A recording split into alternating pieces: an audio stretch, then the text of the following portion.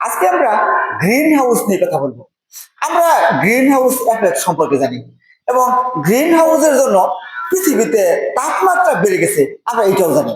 এমনকি সমুদ্র পৃষ্ঠের জলের উচ্চতা বেড়ে গেছে, হিমালয় এবং পাহাড়, ফিনল্যান্ড, গ্রিনল্যান্ড, এখানে পাহাড়ের যে ছিল বরফের স্তর ভেঙে গেছে, এইগুলো আমরা জানি।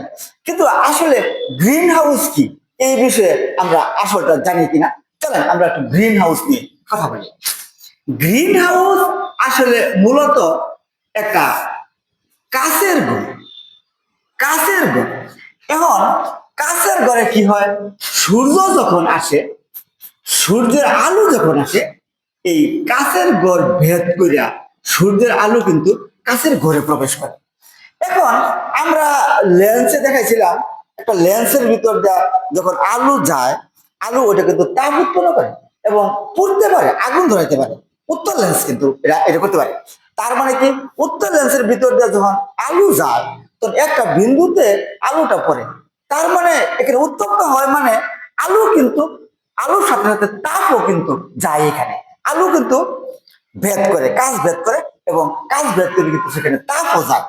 কাজ ভেদ করিয়া তাপ কিন্তু ভিতরে যায়, কিন্তু কাজ কিন্তু তাপ কুপরিবাহী।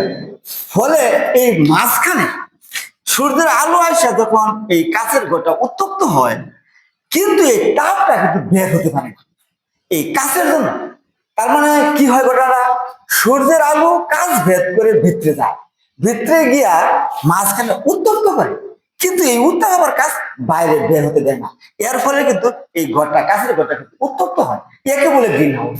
কিন্তু পৃথিবীর সাথে গ্রিন হাউসের সম্পর্কে কি, আমরা এই বিষয়টা নেক্সট আলাপ করবো। সেটা পৃথিবীর বাইরে একটা স্তর আছে, তারা কয় ওজোন স্তর, O3।